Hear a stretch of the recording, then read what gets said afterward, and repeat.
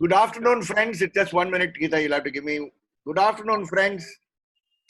I have pleasure this afternoon to present to you our resource person, who is Geeta Ramaseshan. Geeta enrolled in the year 1982 and has been practicing law in the city of Chennai in the area of criminal law and family law. She has worked extensively with legal aid system, has been a very close associate of old Mr. Raja when he was there. I link her more with Raja than anybody else, and has represented women living with HIV/AIDS, survivors of custodial violence, women and children who are survivors of sexual violence, under trial prisoners, juvenile children, and minority groups that face discrimination. She has also been a special public prosecutor for the CBI and has been invited by the National Judicial Academy in Bhopal for a series of lectures. She is a Heinz Fellow on Comparative Law from the University of Pittsburgh and an Eisenhower Fellow in Human Rights, Public Interest Litigation and Justice, and has been a guest faculty on International Human Rights Law at the University of Pittsburgh. She is an adjunct faculty at the Asian College of Journalism, Chennai, where she teaches a course on media, law, and society. She has co-authored a book on child and the law and has written many papers and articles on legal issues. Friends, for those of you who were there yesterday, she was also part of our jury for the public inquest into what the killings in Thoothukudi in May 2018. She associates herself with a number of women's organizations across the country in their programs, in their training programs, as well as at the Asia Pacific level. These are things that I know but are not put here. Thank you. And as perhaps one of the few lawyers today who still are living, who worked and built the free legal aid movement that was initiated with Mr. Raja as the pivot. I grew not in that core group, but inspired by that core group into the whole field of how we look at human rights. Over to you, Geeta. Thank you very much for having accepted to be with us. We have a good team of participants. There are 141 now. In another 2-3 minutes, I think the rest would arrive. And you will have about 150, 60 plus. And there have been lots of questions asked about legal aid in various sessions. And slowly we told the speakers, hold on. Don't worry, there is somebody else coming. And there you are. Thank you very much, Geeta. Thank you. Welcome. I'll come back after 20 minutes so that in the 25th minute you can take some questions, have a break, and then carry on again for another 20 minutes. Thank you. Thank you very much, Henry, for having invited me for this program. And I always deem it a great privilege to be working with you, to be part of your programs, and to be part of volume. Maybe I should come closer, I think. Come closer, no problem. Come closer. Yeah, so it's okay if you can't see. Perfect. Yeah. Don't worry. I've always considered it a great privilege to be associated with you, to be part of your programs, for having worked with you. And you know that anytime you call me, I'll always be there. Yeah. So I'm glad that you have also, as part of this course, addressed a very crucial and important topic, namely the concept of legal aid and legal services. And I therefore wish to share, my thoughts on this, as well as take through the historical process of the whole legal aid movement and the legal services movement in India. Okay, how do I come to my appoint? Yeah, you'll have to share the screen first. Huh? You'll have to share the screen first. The same process, the green button. Same process, huh? Yeah.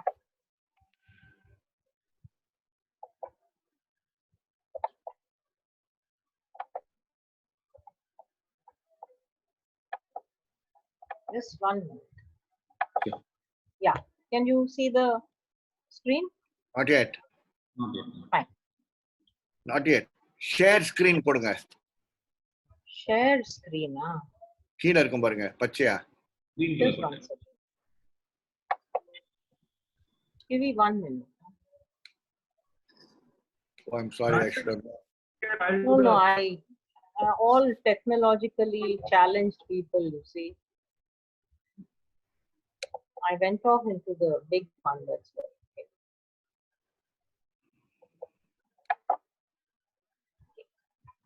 Now I come to shared screen. Huh? Yeah, in Zoom. Yeah.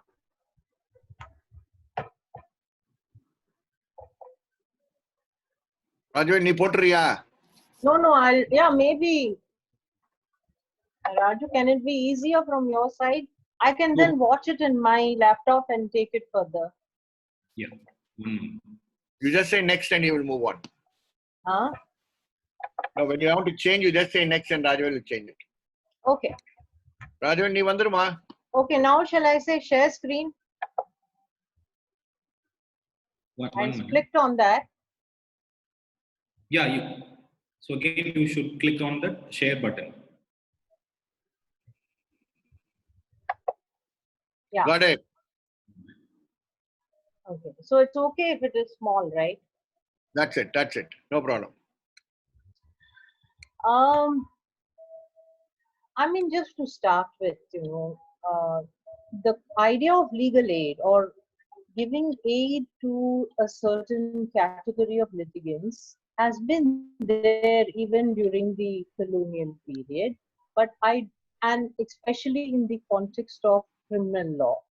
But I do not wish to go into that part of history, and what I therefore thought was to start with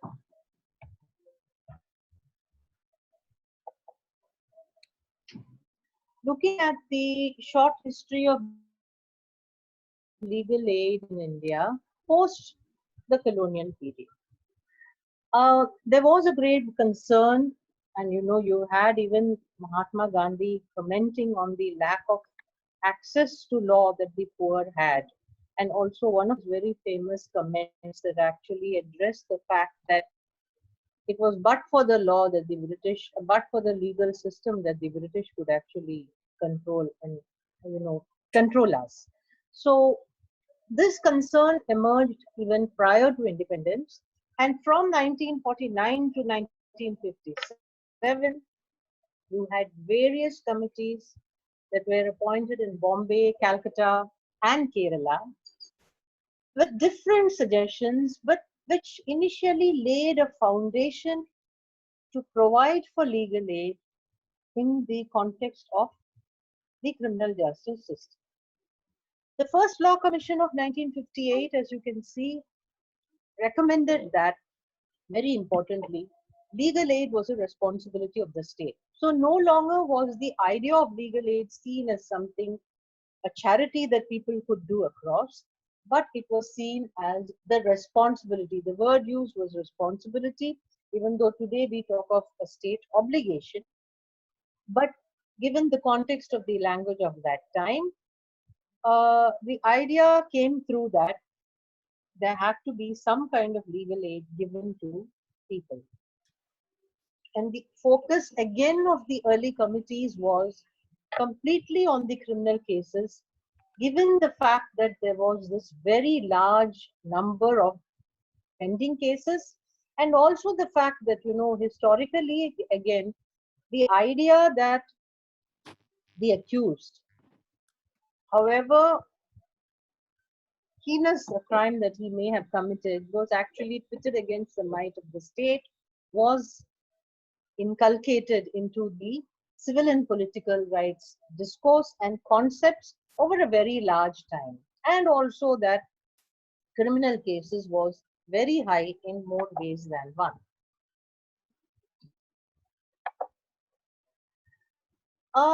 With these three committees and with the idea of with the recommendations of the Law Commission, we find that the central government in 1960 amalgamated almost all the reports with further recommendations, namely that legal aid to be given to all the accused who was charged with an offense that had death as a punishment.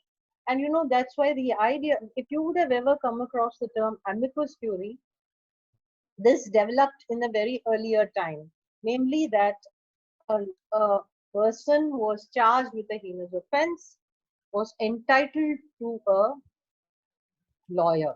So much so that even today, you know, even under the CRPC, if a accused surrenders to the judge or to the police and confesses to the fact that he has committed murder, he has to still go through a process of trial.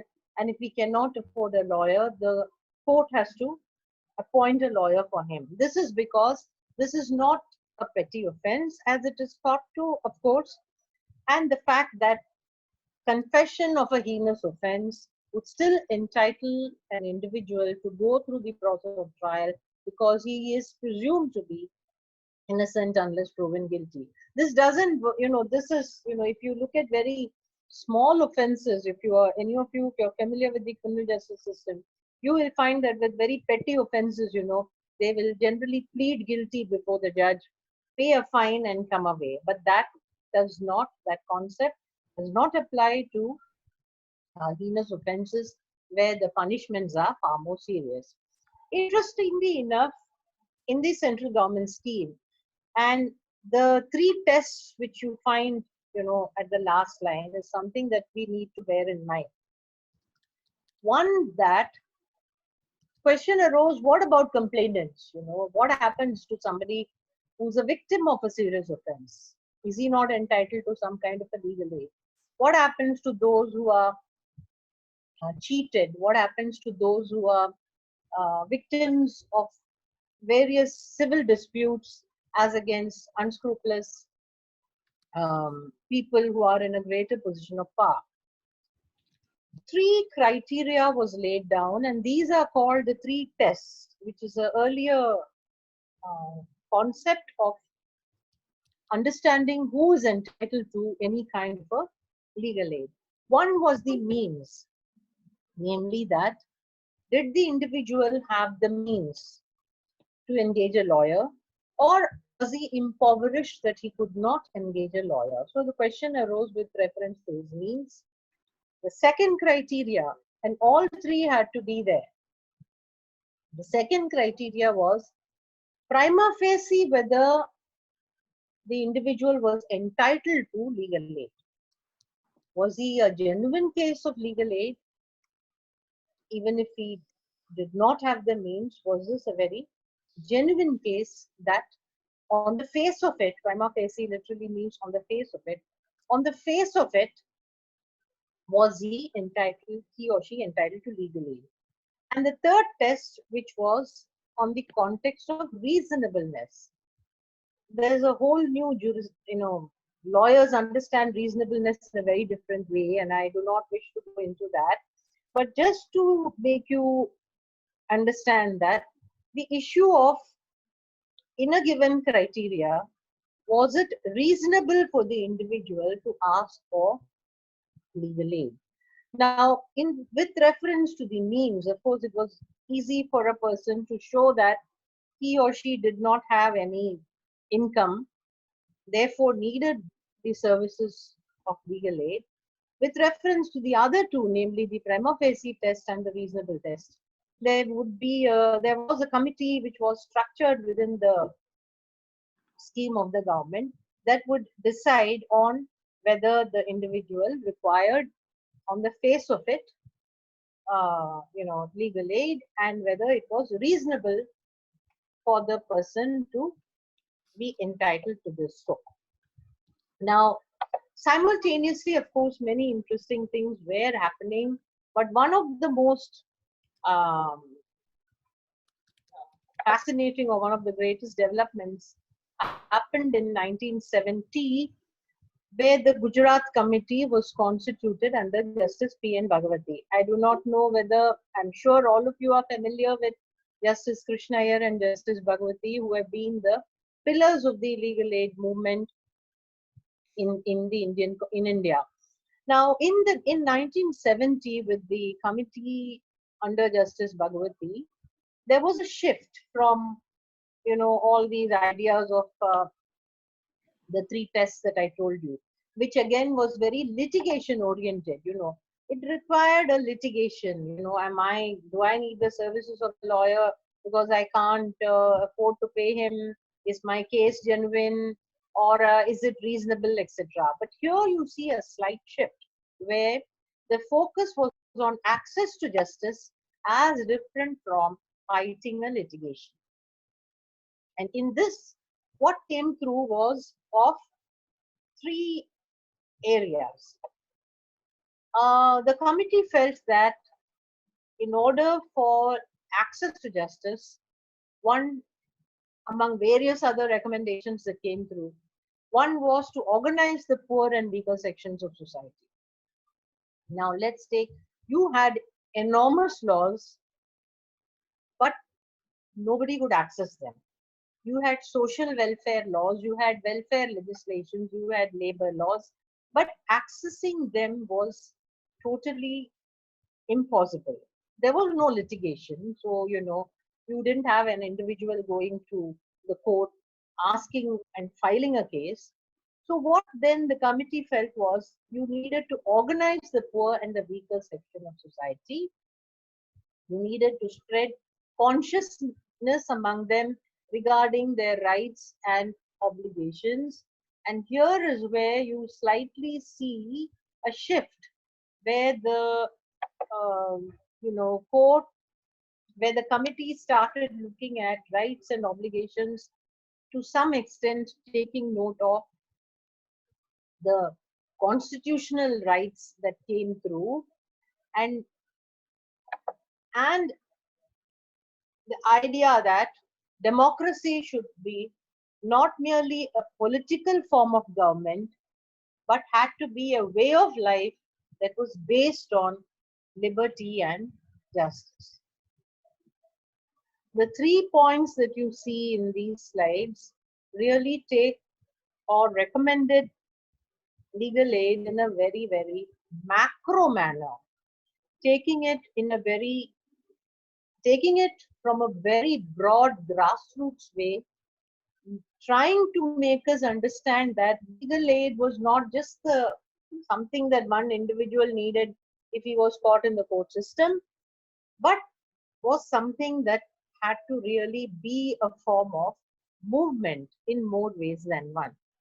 Among the various other recommendations that this committee gave, the idea or the concept of duty counsel was introduced. And I'll just come to that. See, around, interestingly, if you take the time of 1970 and just prior to that in 1966, if you've done, or those of you who are aware, the International Covenant on Civil and Political Rights had come into existence, which gave a large part of that, of course, gave a huge impetus to a larger understanding of what civil and political rights were.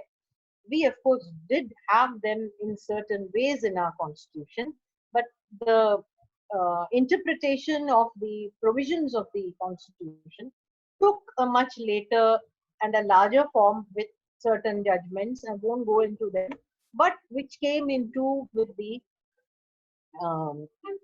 ideas laid down by Justice Bhagavati and Justice Krishna Iyer in their judgments. And one advantage also that this committee had was that, unlike the other committees, Justice Bhagavati traveled to many countries across the world. And this scheme of duty counsel, which I will just tell you what it involved, evolved from a scheme that was based in Canada. I will come back to duty counsel when I talk to you about the Legal Aid Board of Tamil Nadu and also of other states. But just to say that, keep this in mind as to what that meant.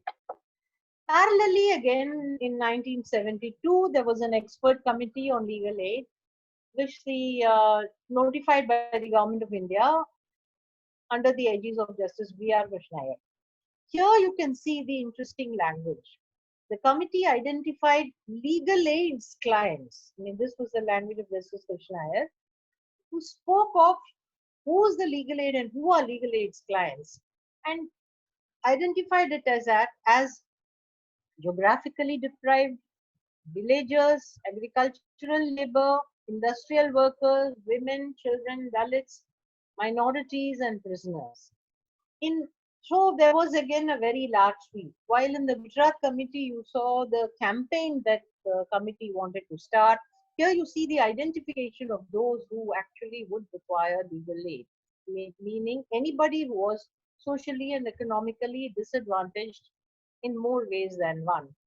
And this committee considered in their intersection with the legal system, especially with the criminal justice system. I mean, the concerns again at that time was still with the criminal justice system, because it was definitely understood that the criminal justice system disadvantaged many of these sections, and PIL had not developed, and so socio-economic rights, of course, had not really emerged as fundamental rights under Article 21. But identification of the problems that people faced and what it perceived as legal aid's clients was a very important aspect to be borne in mind. Now, this committee also recognized the right to a counsel as recommended it as a fundamental right, the flaws in the enforcement of the law, and especially the necessity to reform the institutions, the procedure, and the system to improve the quality of justice. Uniformly, you can see 40 years down the line, 50 years down the line, 70 years down the line till now, we still feel that the quality of justice constantly needs to be improved. Parallelly around this time, there were various states, chief among them were these three, Tamil Nadu, MP, and Rajasthan, that actually appointed various committees to recommend how legal aid could be envisaged. I'll just stop with this slide, what I'm going to describe now, and then take questions, because I think, Henry, your suggestion of 25 minutes comes through. But here I want you to consider one aspect. In 1976, this was called as a Juridic Care Committee. Interesting words. Appointed by, and a two-member committee was appointed by the government, mainly the two really passionate human rights judges, especially post-emergency, where V.R. Krishnaiyer and Justice P.N. Bhagwati. They tabled this report during the emergency. Emergency, most of you may know, was from 1975 to 1977. Okay, and the 42nd Amendment, which is considered to be a very dark amendment, which was passed by the government in 1976, also introduced Article 39A in the Constitution that provided for equal justice, free legal aid, and free legal aid as a directive principle of state policy. It's also important for us to remember that despite all the negative things that the 42nd Amendment had, it also introduced the words secular and socialism in our preamble. It never came with the 1950, but it was Mrs. Gandhi's government that actually introduced those two words. So apart from all the other complexities that the 42nd Amendment has had, we find that Article 39A, however, was only a directive principle of state policy at that time. It provided for equal justice and free legal aid. So can we take questions now or shall I proceed? Yeah, take. Sure. Matthew? Yeah, just now a question came like 5 seconds back. A poor woman who is jailed for a murder case, she is there for Little loud, brother. Yeah, can you hear me? Yeah. Just now a question came like 10 seconds back, which says a poor woman who is jailed for a murder case, she is there for 8 years in the jail and no one volunteers for bailing her out. How can one help her out in terms of legal aid? Okay. Shall I answer one by one? Yeah, it's only one question here. I just want to say that. I'm, sometimes, I don't know, I think, I'm sure Henry will agree with me. I think we both feel, I feel that probably I am from the last century, because the question that you have asked has actually completely put upside down what had been, what was a general principle of law over the years, and I'm actually, I don't know if it is a hypothetical question, then it's fine, but if it is really a question based on a problem, then it's very shocking, because hypothetical I can understand. So let me tell you this. Every person who is charged, especially for murder, which is what I described earlier, is entitled to a lawyer, and if she cannot afford a lawyer, it is the duty of the judge before whom she is produced for remand to ask her whether she has a lawyer, or to see that she gets a lawyer through the Legal Services Authority. Now, if she has been for 8 years in jail, and if she has been for 8 years in jail and has never seen a lawyer in all her years, I think it is preposterous and shocking. The only thing I could suggest is that even a habeas corpus maybe could be filed for her in the particular High Court, where you are to expose this to the High Court, or bring it to the knowledge of the High Court that this is what been happening. Because I can just give you a very early case, called Beena Sethi versus State of Bihar, where a man was languishing in jail for 20 years on a charge of having stolen a goat. Just a goat, mind you. He would have been out for 1 month or whatever. And when this was brought to the notice of the Supreme Court as a public interest litigation, not only was he ordered to be released, this was the first case on compensation where the Supreme Court directed that compensation be paid by the state of Bihar to this man, and as well as deduct the amount of compensation from those jail officials who had not brought it to the notice of the court or of anyone else in the system, and of having been totally negligent in allowing him to be suffering and languishing in jail in that way. So there are many judgments of this kind, and besides which it is a completely institutionalized constitutional right that no person can languish in jail without any lawyer, without any legal access. And if that is so, then it is the jail authorities, it can be the police, and it can also be the district judge who should be held liable for not bringing this to the notice of the, for not taking information on this. If I can add a little more, if it is a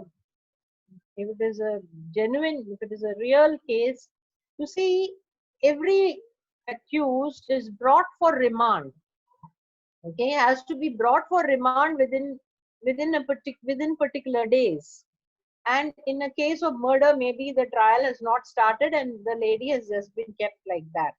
This is horrendous, and it should be, brought to the notice of your legal services authority immediately. Henry, you'd want to add? Yeah, I only want to follow what you said and share your anguish. I'm also equally surprised. If Matthew, you could note the question from where it has come, we should be able to communicate with this person who has raised this question. And if it is not, if it is a real case, then we intervene. And this is how we show also our participants that are speakers, as well as we believe in not hearing things alone, but also reacting to things as they come. Thank you, Geeta, for saying that. And Matthew, just follow that question a little bit to me after the session is over. Over to you, Geeta. Please continue. Any further question? Yeah, just one question I think maybe you can answer later in your session is with regard to how can we rely on the authenticity of legal aid? Oh, okay. That we'll have lots of problems on that. We'll come to that.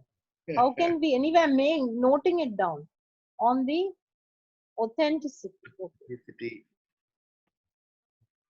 Yeah, no more questions at the moment. We can continue. Okay. Yeah. There is a small request, Geeta, if you can still do it on your PowerPoint. If you can just click onto slideshow. There are some but good. Does this go away? That's what I was thinking. Okay, let me do that. Yeah, I'm fine.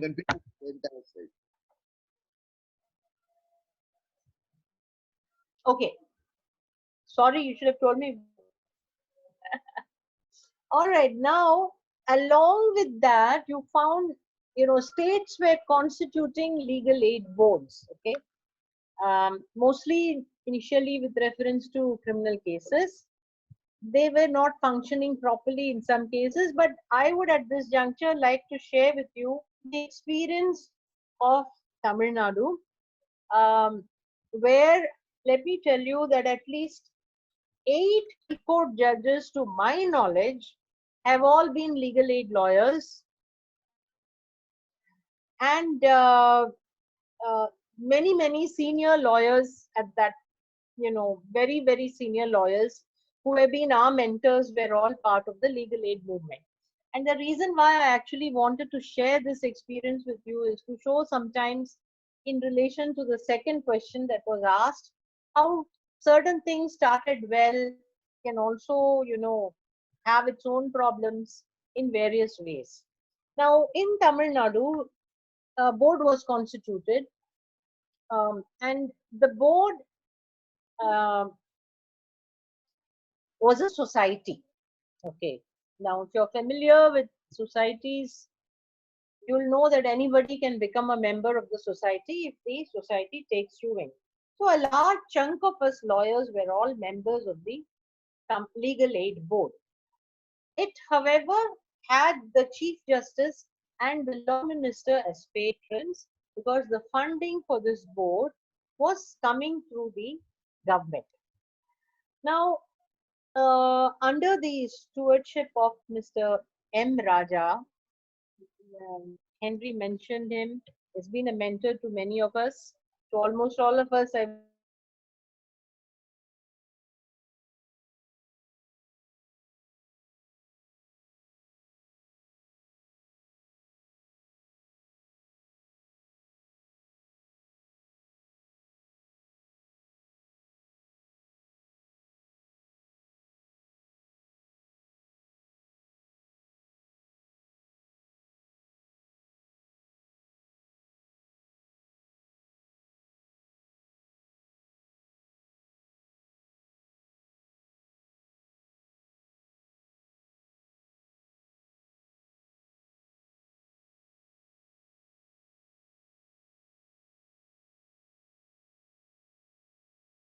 was called as a duty council system. Now, the duty council, which you see at the last point in my slide, involved two lawyers going every day to prison, meeting prisoners who were under trials or who were convicts or who needed legal help, filling up certain forms which gave all their which filled in all the details of their cases, of the requirement that was sought from them, etc. Coming back, handing it over to the board, which the board would then engage other lawyers to do their cases on their behalf. See, so it was like this. I've been a duty counsel both for prison and the juvenile courts. At that time, it was children's courts. So it used to be like this. Two of us, me and my colleague, would go to the prison every day. We would meet all the prisoners. We would fill in the forms. The forms would have details such as name of the court where the case was pending, whether he needed surety, whether he could give a surety, details pertaining to his family, the offences for which he was charged, and the court in which those cases were pending. Now we would go to the prison, take these forms, come back the next day and give it to the legal aid board. The board would then engage different lawyers across the city. There were different boards in districts also. Engage different lawyers to move bails on behalf of them. And if they really could not afford surety and were not charged of very serious offences, they would be released on their own bond by the magistrate, because we would just say it's a legal aid counsel, we are legal aid, it's a legal aid case. And the process would continue. Now, each of us would have a duty in a prison for 3 months at one time, one stretch. We would go during weekdays alone, of course. And we would not handle the case. If I was a duty counsel, I was not given a case to handle by the board for any of those accused. This was to prevent a kind of access, lawyers also can be difficult. So, it shouldn't be that the idea was that it shouldn't be that I should develop my clientele by going to prison and collecting all the forms there, etc. So this was how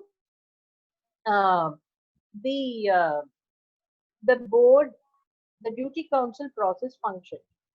Now, in addition to this, it also developed the access to justice in police stations. Now, this was the most difficult part because, prisons by and large permit access in a more easier way unless, you are challenging conditions of prisons. In that case, they just shut up and they'll ask you to get out. If you say food is bad and if you say those things were bad, that did in some cases causes a lot of problems. There were some lawyers to whom when they met their clients, the prisoners came and told them that food was bad, etc. And when they started bringing up those cases to the courts in various direction petitions and habeas corpus cases, there was a conflict between the prison authorities and the board. It resulted in the prisons not giving us complete access completely inside. Earlier we could go right inside, but after this dispute came, it was stopped at one particular point of time. Juvenile children caught in the system, the same method used to happen. The greatest difficulty was with reference to police stations. You see, the police, as we all know, would detain a person, not produce them immediately. We know that, right? So then the family would contact the legal aid board, and say that their son or their husband or anyone has been detained by this particular police station. The board will immediately give us a letter and send us to the police station, telling us to meet the inspector as well as to meet the accused if he was detained there. When we would go to the police station, they would say, no, no, the families would tell us that they were detained for 2 to 3 days. When we would go to the police station, the family, the inspector, the officer in charge would just say, no, no, we just brought them today. We'll produce them tomorrow before the court. So uh, what really happened was, when a lawyer went to the station, though there was an illegal detention, that much became less once they saw us. And so there was this chance of the accused being produced immediately before the court. So now, this process, again, after that, those were the days of telegrams. So parties will send telegrams to the High Court, will send telegrams to the legal aid saying that this is what has happened to us. Please immediately release our families. And legal aid would go. And we had very, very strong proactive judges of the High Court also. So in more ways than one, there was a strong movement that actually developed. Now, interestingly enough, let me tell you about the differences that came between the government and the board. There were lots of serious differences that came. The government at that time did not like us filing a lot of public interest litigations, which the board actually encouraged us to do. And mind you, this is the legal aid board. It is not the legal services authority, which the board actually encouraged us to file public interest litigations, the slum dwellers, eviction, compensation for custodial violence, where of course obviously allegations would be made against officials of the state. So what really then happened was, when the difference became very severe, the government stopped funding. On 3 occasions, the government stopped funding to the legal aid board. We then rushed, moved public interest litigation, filed cases in the High Court saying that this cannot happen and this is a right guaranteed on the basis under Article 21 as well as under Article 39A. And then the High Court would direct the government to release the fund. So it's not, as if the government is always happy with any of this kind of challenges that take place. Even the tensions were there, but it went on. So most importantly, there were this huge amount of public interest and larger interest issues that came through, which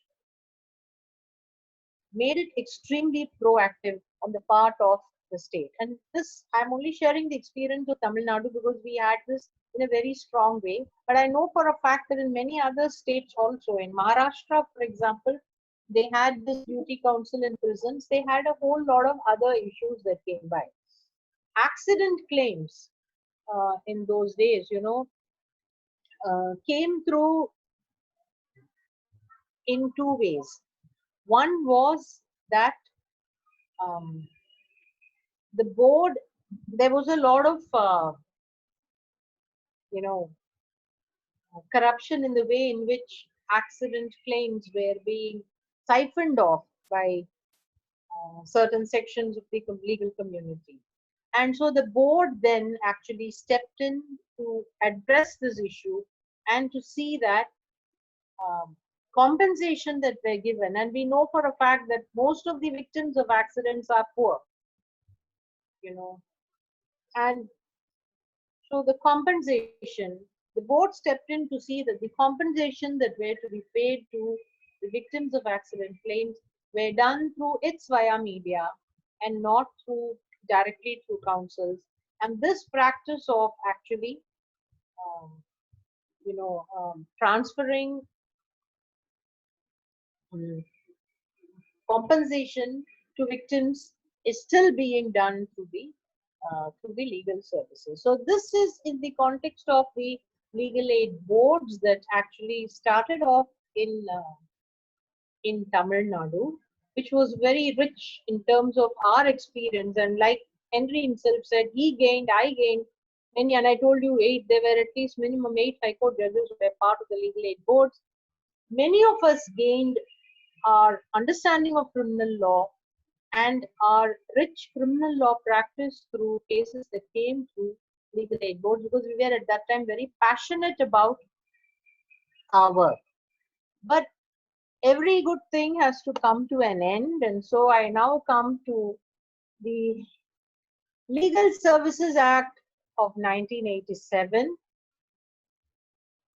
which was a law to bring in a comprehensive legal services law in India.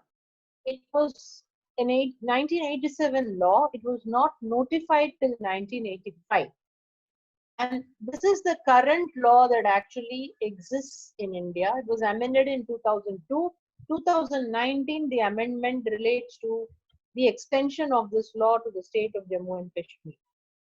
Now, here the whole concept of legal aid has changed. It's now no more legal aid, of course, it is a legal service. Fair enough, the word has a much greater understanding and idea, but what it has now done is it has created a great centralized structure. So while in many states prior to the Legal Services Act, legal aid was a movement. Lawyers took to it, they liked the process, they came to it in various ways. We did, of course, have our own problems, but what you now have is the example that I gave you with reference to the board in Tamil Nadu was that it had the Chief Justice as patron, some other judges as members, and Law Minister was the patron because the funding had to come from the government, but it was a society of which members were drawn to the legal community. What you see now under the Act, and this is the Act on which the entire legal services exists. Okay, there is first a central authority. Here, the Chief Justice of India is patron in chief. A serving or retired judge of the Supreme Court is nominated by the President in consultation with the Chief Justice of India. He is the executive chairman. There are many other members who are nominated by the government in consultation with the Chief Justice of India.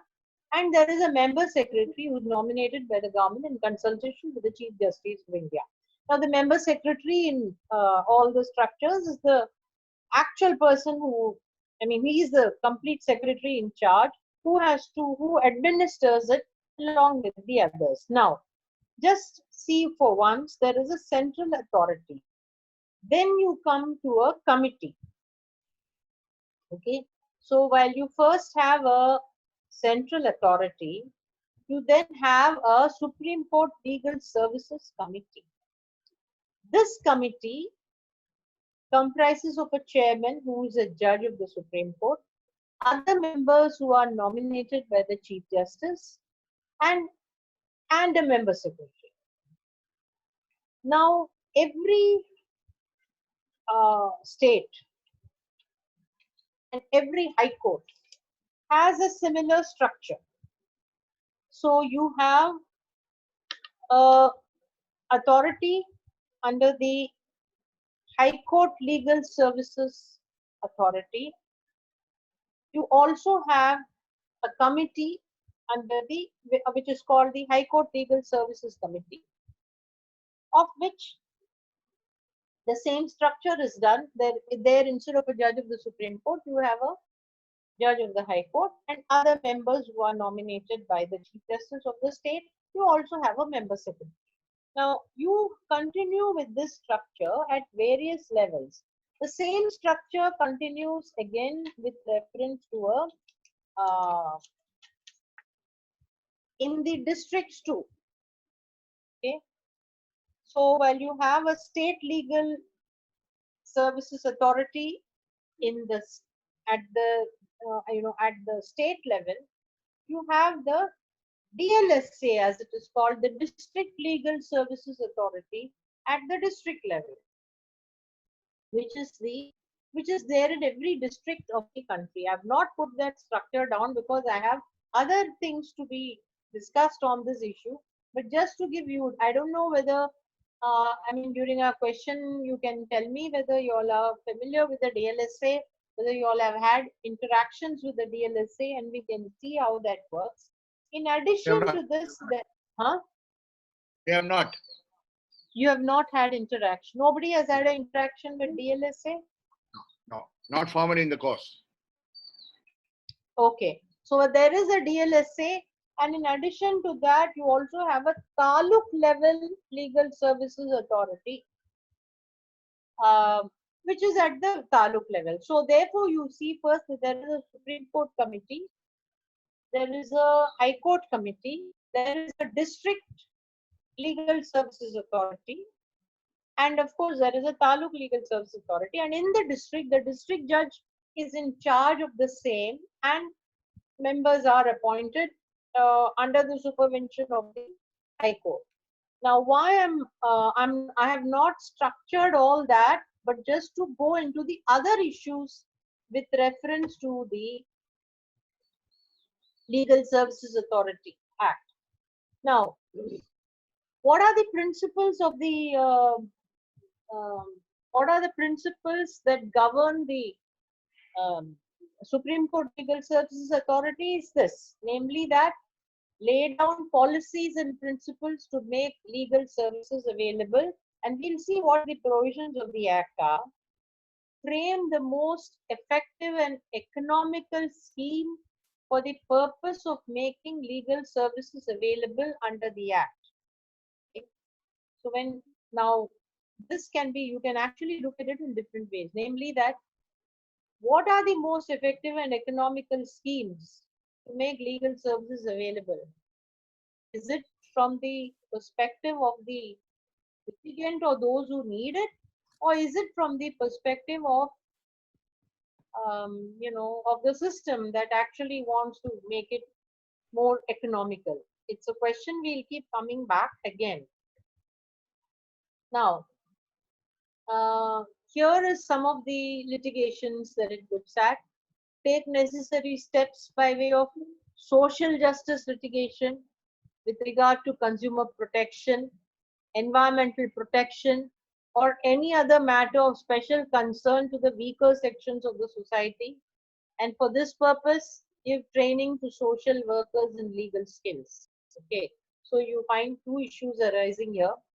One, now, consumer protection is is a different branch of law. Consumer protection is a branch of law where a party can actually argue his own case. Consumer protection is a branch of law where the court fee is negligible. Consumer protection is essentially a branch of law where you are actually looking at a litigant who is a little more aware of their rights. Now, and unlike others who are totally disadvantaged. Now, if we look at environmental protection, here so there's a jumbled up of different kinds which are not connecting. You look at consumer protection, then you suddenly look at environmental protection, then you say any other matter of special concern to the weaker sections of society, and for this purpose give training to social workers in legal skills. Now, if you really saw the earlier committees of Justice Bhagwati and Justice Krishna here, the passion was addressing who were the weaker sections of society, what their rights were, and to build a strong grassroots legal aid movement. Here it is a very different concerns that are just jumbling up in different ways. Okay. Now, most importantly, organize legal camps, especially in rural areas, slums or labor colonies, with the dual purpose of educating the weaker sections of society as to their rights, as well as encouraging the settlement of disputes through Lok Adalat. So, it almost as if your rights stand by itself, it stand alone, and then you jump to Lok Adalat, which we will come to as to what the problems are. Now, Have any of you ever been part of the legal aid camps? Okay, I'm asking you that question. We can come back to that later, Rajavelu, if anybody has an answer. But when you talk of a camp, you, your understanding of a camp is definitely not a large rights discourse campaign. It's very different, right? Camp is something else. It's like, okay, we have all the medical camps. We are having one more legal aid camps. Yes, the legal aid camps can definitely settle certain kind of small disputes. You know, idea being the legal aid is going to the place where it is required rather than expecting the parties to come to the legal system. That's how legal aid camps work in some other countries. But when you can definitely identify certain kinds of disputes, you can address certain kinds of disputes, and it is taking maybe a legal help, a legal aid to where it is required. But it cannot stop there. You cannot just stop with the dual purpose of educating the weaker sections and then encouraging the settlement through just lok adalats. And I'll come to lok adalats also. But now, this to me is the most critical. See this clause. Encourage the settlement of disputes by way of negotiation, which is fine because you negotiate with your neighbor. Let's say you have a dispute with your neighbor in your garden. It's going to be a never-ending dispute. You can't possibly go to the court. You negotiate with your neighbor where there can be a process which can help you do that. Let's say goats coming into your house or coming into your field,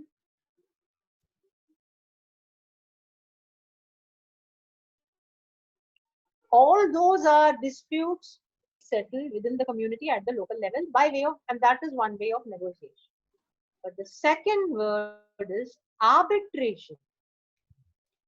Um, are you familiar with this? Can you hear me? Yeah. Arbitration. Encourage the settlement of disputes by way of negotiations, arbitration and conciliation. Now, where does arbitration come in? Is a question I've asked myself many times reading this act. What is arbitration? Can anybody say? Or, of course, okay. They can't answer. They can't answer. They're all muted. They can't answer. They're all muted. Okay, sorry. Henry, can you say what is arbitration? Well, this is the whole problem is this.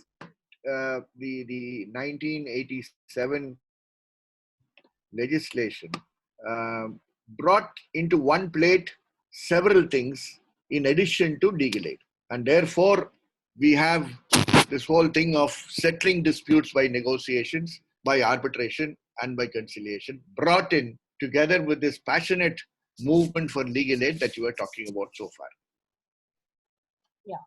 So now, today, when we talk of arbitration, we talk of corporate Okay. litigation. We talk of litigation between parties who can afford a litigation. Let me say, who can afford to spend on a dispute.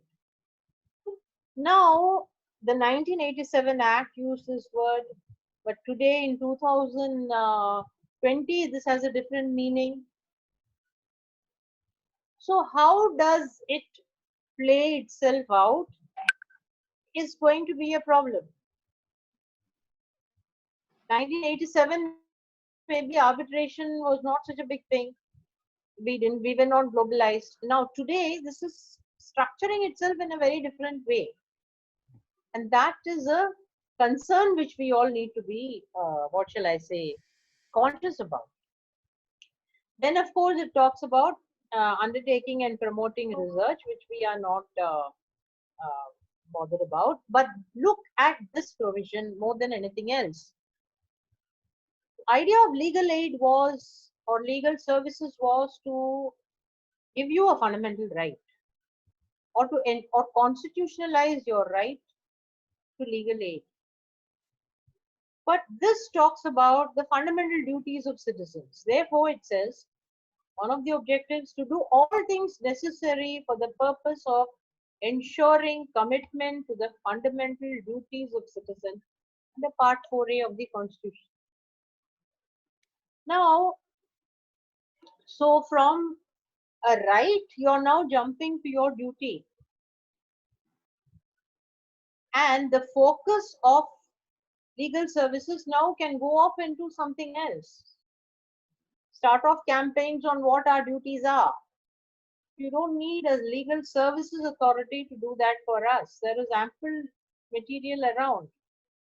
And that is why this act, Henry, as you say, is so jumbled up that in 2020, it can have a very different meaning from what it had 30 years ago. Can I stop here for some questions, or would you like me to continue? I think it's good to take questions now. Matthew, any questions? Yeah. Thank you very much for the very detailed presentation. There's question with regard to legal aid and the current lockdown. Now, since we were ending at this note, I would like you to ask that first. How could legal service authorities be of much more use during this pandemic situation, especially when the migrant crisis and police excesses during lockdown? Okay, I just have to tell you my power has gone down, but I have charged my computer. Okay, now see, I can give you the example of Madhya Pradesh and I can share it with Henry later. The Madhya Pradesh Legal Services Authority has been, District Legal Services Authority, especially one Mr. Giribala Singh, has involved himself in not only not looking just as legal aid as we see, as we understand within the legal process, but has been looking at it in terms of support systems to be offered to the migrants, and food and shelters, and also he has been in touch with other legal services authority in his own state. So there is one example that I can give you, and I can share the the number with Henry. You can pass it on. Now, legal services authority right now in this doesn't have to look into a litigation as we see under this act. It doesn't have to be litigation at all. In the pandemic, they can take a very proactive approach for networking, at least, to bring various different groups together and to network and to bring it in the various different groups in terms of providing materials for people. You see, obviously, right now,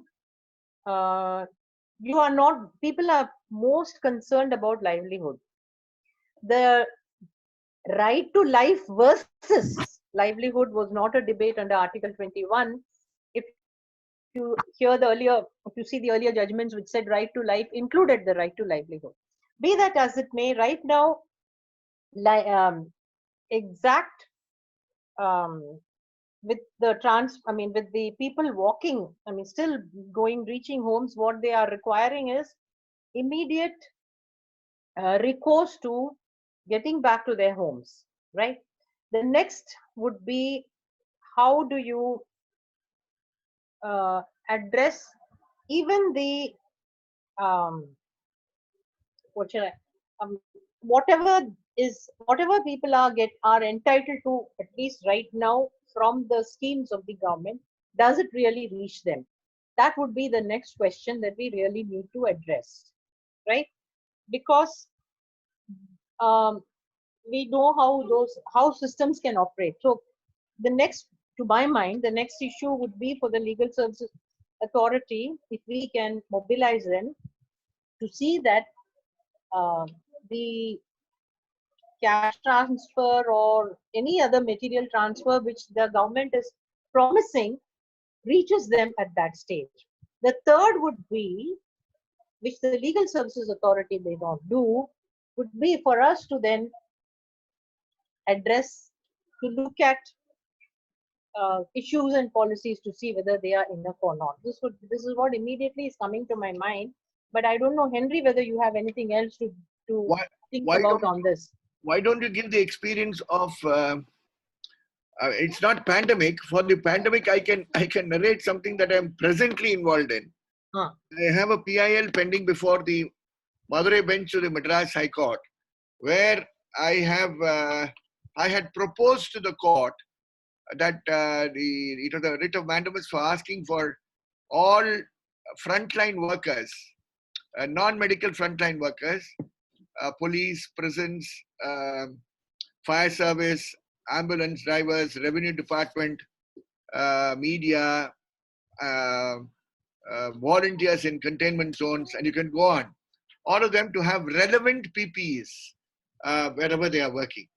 And in order to, since we had lots of complaints, and in order to monitor this, we had proposed to the court that they ask the Taluk Legal Services Authority to monitor whether in the Taluk levels, in the panchayats, where all these work is going on, where really PPE is being used by the non-medical frontline workers. It was so difficult for the court to understand why legal aid had to do this. And I said, there are lawyers there, and there are lawyers who will be happy to do this as part of the duty, and they can be paid for it. You have resources to pay them also for it. But it was not possible. And perhaps you can narrate Tuticorin as an example also, Geeta. Yeah, I was wanting to give you Tuticorin and also the recent bonded labor cases, right? Now in Tuticorin, you know, what really, I think if you had seen yesterday, what had happened was the number of arrests and the number of detentions and the number of injured and the dead. The dead, of course, is we know, but the number of illegal detentions was horrendous. Now, it was the Legal Services Authority, especially under the tutelage of the district judge at that point of time, who moved bails for everyone. The number of, and who managed to get them released immediately. I think, what were the total number? I forget, Henry. A large number of people, but more than that was the legal aid deputing lawyers in the evenings to walk into a police station and catch hold of people who were legal detention. The same, which I was telling you, remember, the legal aid, the Legal Services Authority deputed the lawyers to go into the police stations to see that those who were illegally detained within the stations were immediately released. And I think this, but the only thing I would say is, because the entire town was in support of this process, it was easier for the legal aid in some ways to do it also, and they did a tremendous job.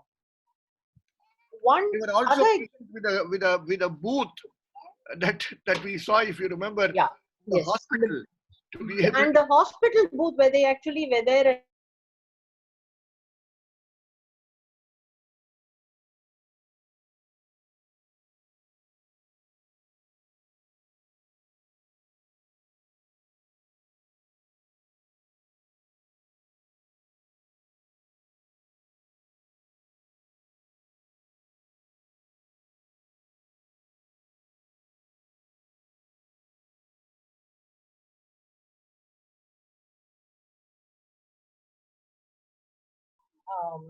Remuneration and also follow up on some of the criminal cases that are required. And these are something that we can definitely do, because that is also provided under the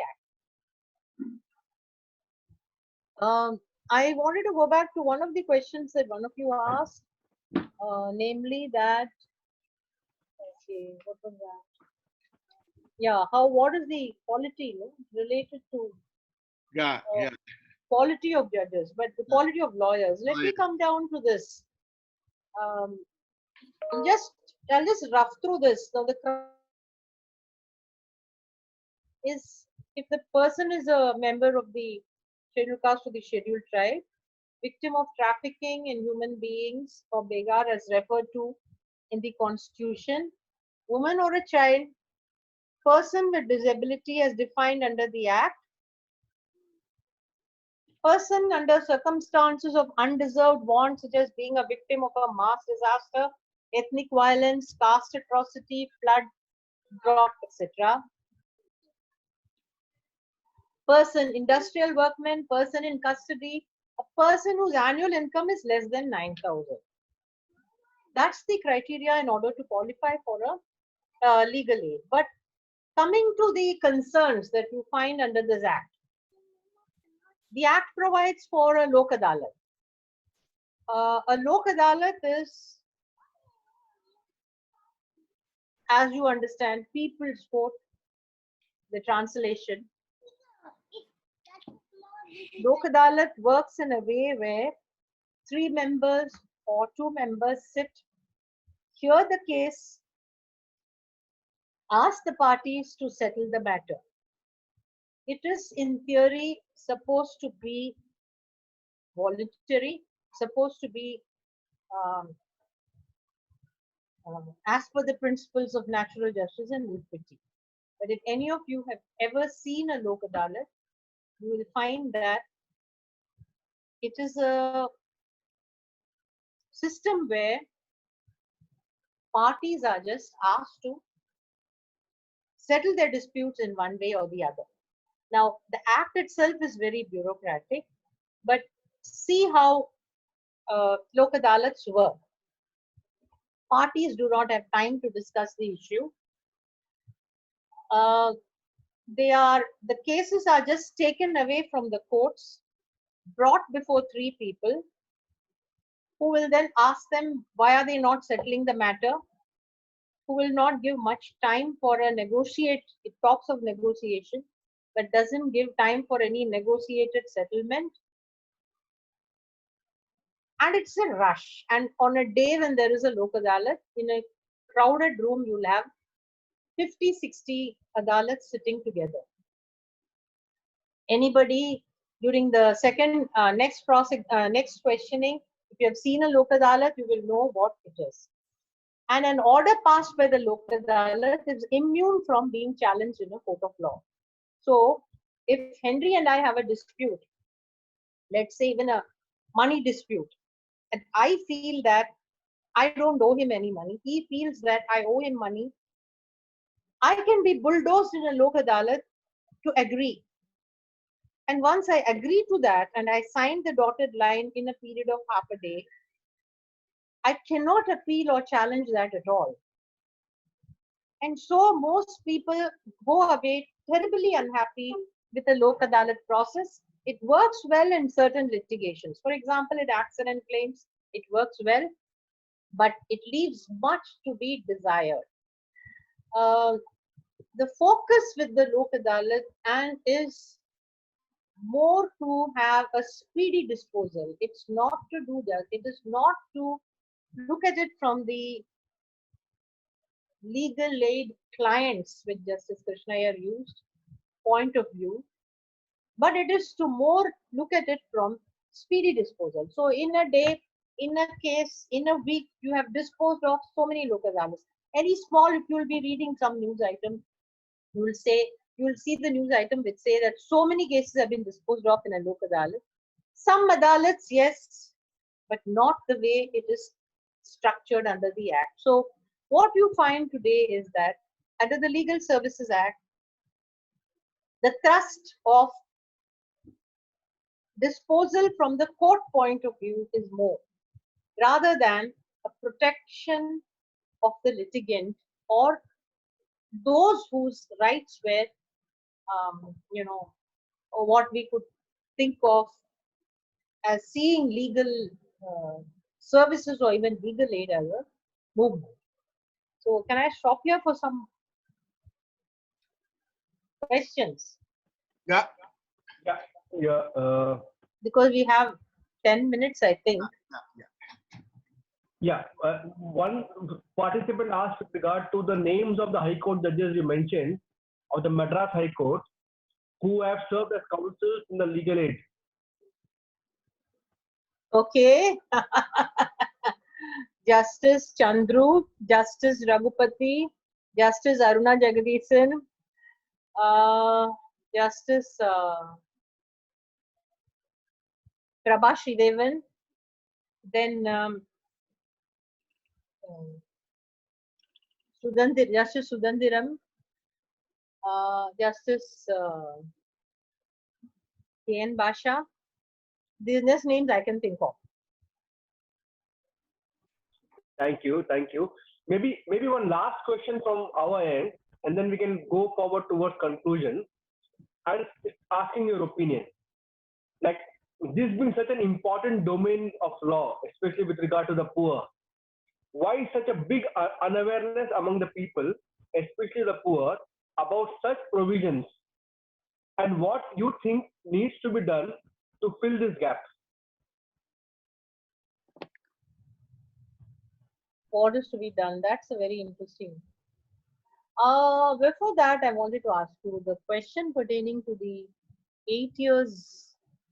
Was that like a real example? Okay. We have not heard back from the person who had asked. If That's we hear okay. back, I'll let you know. Yeah. Now, what is to be done? See, I think it's a question of, I think in Tamil Nadu, there's a fairly very good awareness. Kerala, from the taluk level onwards, there is a very good awareness of Legal Services Authority. It's a, okay. For one would be I think participants who are here should take this act forward, at least to the areas where one is working. But having said that, I would say that a greater responsibility lies with the high courts and with the district judges. We have found by experience that if we have a very proactive person who is interested in this process, then lots can be achieved, you know. But there are some people at the subordinate level who feel that this is like a punishment post, there's nothing much to be done. But by the way, Justice Akbar Ali, another judge whom I wanted to mention, who was so proactive when he was here, you know, when he was heading the Legal Services Authority, and the amount of, you know, the amount of legal aid camps and conferences that he took to, especially where, you know, even with reference to HIV aid workers, HIV aid women, as well as with sex workers, you know. There were campaigns conducted asking them to approach the Legal Services Authority if they had any problem. So a very dynamic, proactive team in the would essentially make it much easier, because, and you know, if you take for example the legal aid camps, you know, where you can take the camp to the people. There are buses and transport which the Legal Services Authority uses to take it to the legal aid camps. So this is something that can essentially be done from the legal system level. Okay. The other way would be maybe use the media to a very large extent, but hardly that occurs, you know. I'm not even sure whether people are not aware of legal services as much as they feel that nothing may come out of it, or as much as they feel ki is jhamela mein, why should I get through, you know. So I think, because you know, this requires a constant nurturing also, monitoring, taking through people through the processes, supporting them at various stages. After all, many of these things, nothing is going to come immediately. You will still take a, you know, for example, if we are asking compensation for bonded workers, it's going to take a long time. But that through that processes, I think people get very cynical. But let's take a reverse. I mean, if you look at the Domestic Violence Act, many women, many states, people are very aware of the law. They are, women are seeking recourse to it, right? You know, even if you were to take the triple talaq law, so many women, Muslim women from rural parts of India went and gave complaints. So it's not a question of lack of awareness. I think it's a question of, do I get anything at all? What do you think, Henry? Well, I'm, as you know well, I'm a passionate lover of the legal aid movement in this country. That's number one. So on that, I have no problems at all.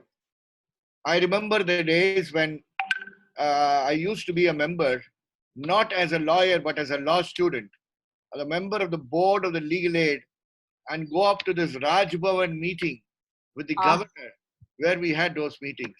Right. I still remember the day, and I'm repeating this not because I want to say anything about things, but it was as a law student I saw this, that the budget of the Tamil Nadu Free Legal Aid Board was cut. Because in those days, the cases of custodial violence, as was mentioned by Geeta, was Free Legal Aid Tamil Nadu versus State of Tamil Nadu. It was not, and I'm again, an NGO versus State of Tamil Nadu. People's Union for Civil Liberties versus State of Tamil Nadu. No, it was Tamil Nadu Legal Aid, Free Legal Aid Board versus State of Tamil Nadu. Just imagine, a person dies in custody. The body taking up the case those days was the Legal Aid Board. And in those days, citations, you get tons of citations like that. And the budget, therefore, from the government of Tamil Nadu to the Legal Aid Board was held up. And that speaks for what legal aid was. That really speaks. Now, today what has happened is, yes, the possibilities of doing all that are there, but then you have got this whole question of lok adalats tagged on under the Act. And I think the judges, with great respect to all of them are now in a system where they have to move from level 1 to level 10 to level 9. And if the number of cases they conducted in a lok adalat can help them move from 10 to 9, they are very happy. Therefore, in some places, before a lok adalat is held, some people or a jail lok adalat is held, some people are captured, arrested, sent to jail. The next morning on Saturday in a lok adalat they are released. Now I'm repeating what was told to me by a judicial officer. It is painful, but people need to know this. The lok adalats are, as you rightly said, also on the other side, avenues for promotion, for visibility in the media, etc., etc. And there's so much pressure, court work pressure, lok adalat pressure, that this passionate work of legal aid, which people like Akbar Ali and others who are known for it, you cannot do even if you had the heart because of the pressure in the system. So unless this Legal Services Authorities Act removes the lok adalat away from the legal, I can't understand why I need a judge to look after the legal aid, High Court Legal Aid Center in Chennai. It can be done by Geeta Ramaseshan. Why should she not be taking responsibility over it? Why should she, I mean, these are examples. Huh? Why should the District Legal Services Authority be headed by a judge? It can be headed by a person. So unless that is done, it won't work.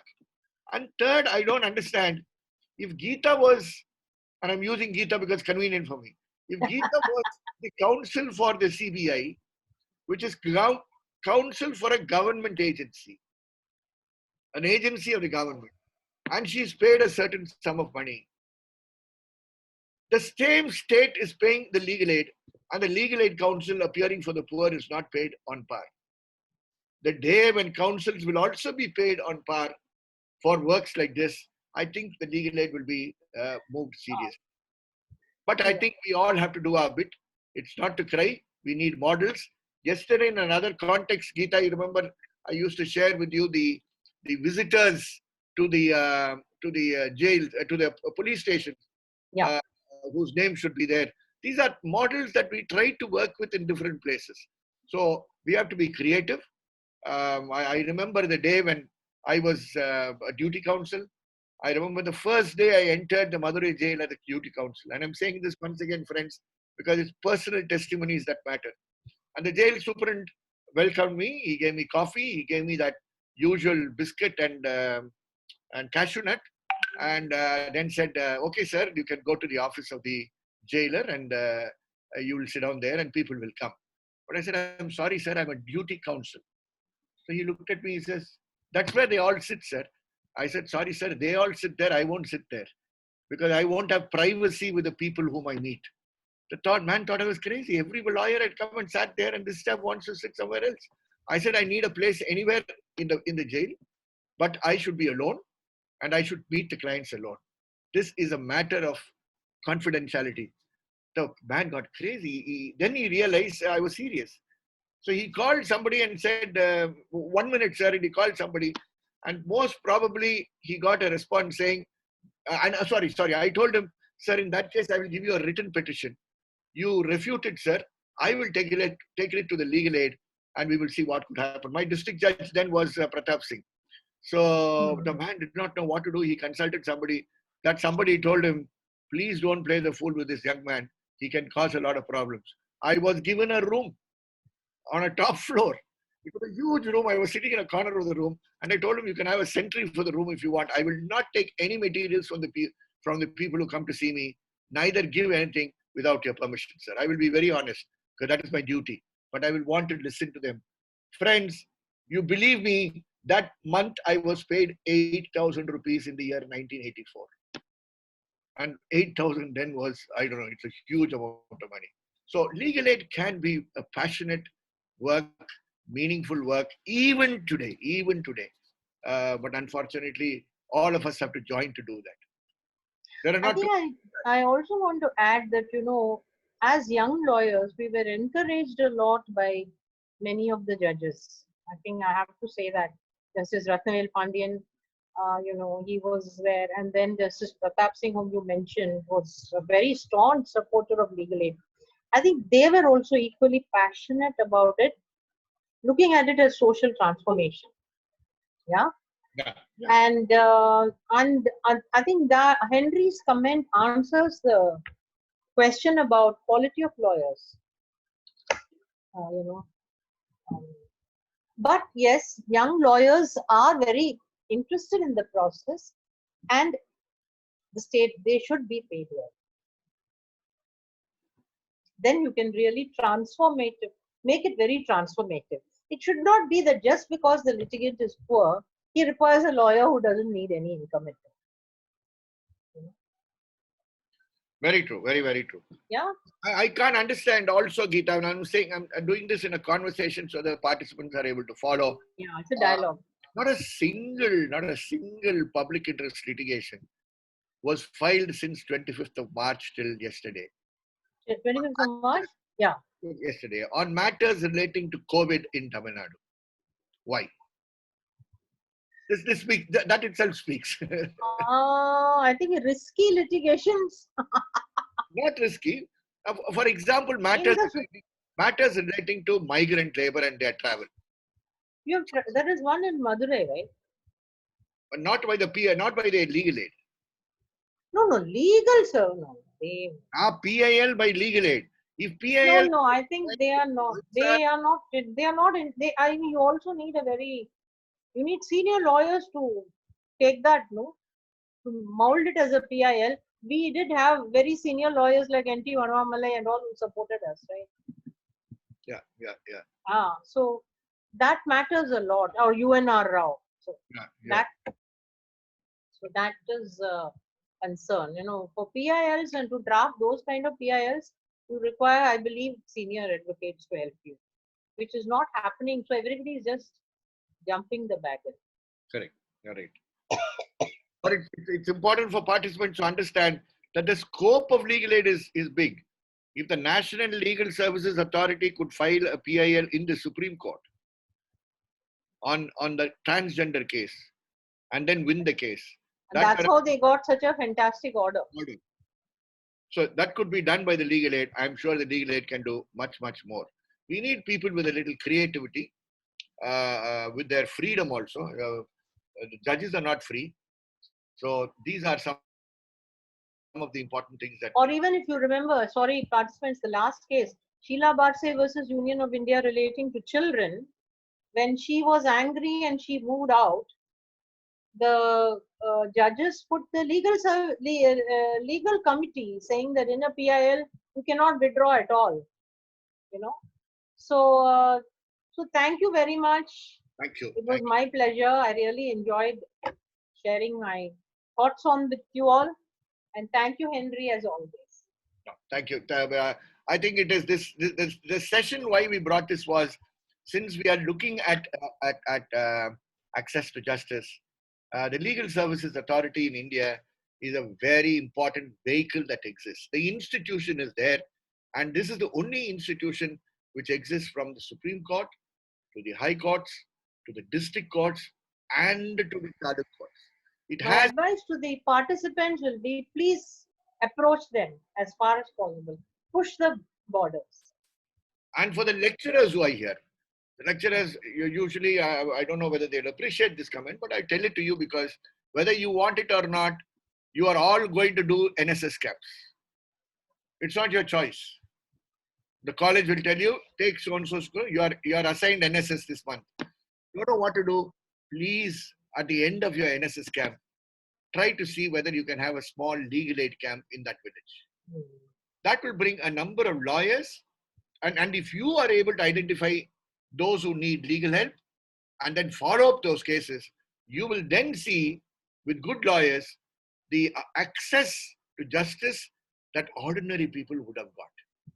And I think we should be creative. We have students here. Your 50% of us are students here. Can you go back to your institutions and in your camps, organize any camps that takes you outside campus, organize a legal aid, go to the Legal Services Authority and meet them.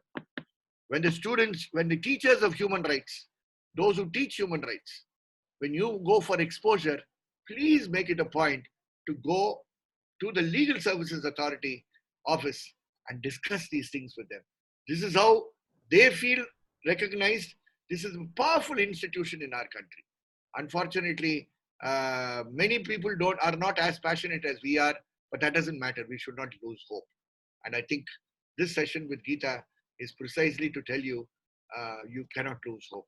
She's here. She has worked and she has dirtied her hands, and she knows what it means to talk about it. Thank you very much. The last word, I remember Geeta will remember this. I used to go to the office of Mr. Raja before I was enrolled, before I became a lawyer. And I could never, and Geeta, remember that small little room in the corner of the High Court. Every room will be air conditioned, Henry. Never enter that room. And you will have all slum people sitting in that room. Friends, I'm proud of that.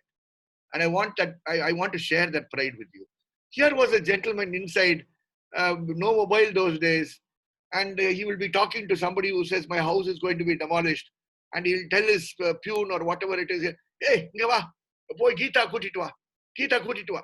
That is during lunch break, Geeta should run here, have her lunch, be ready to run to court. But before that, go and do this darshan to Raja.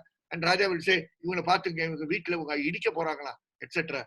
And he had hundreds of people sitting on the floor in his room, no AC in the room.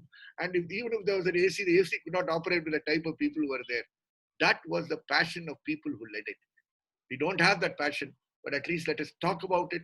Let us share it so that many of you would be able to go. Thank you. Thank you. Thank you, Geeta. Thank you. Thank you very much. Thank you. Friends, some general logistic matters. We are sharing today. I've already shared. I think most probably you will get the modules, module 2, 3, 4 shared with you. And in addition, friends, tomorrow is Sunday morning. And all of you are going to be lazing in bed.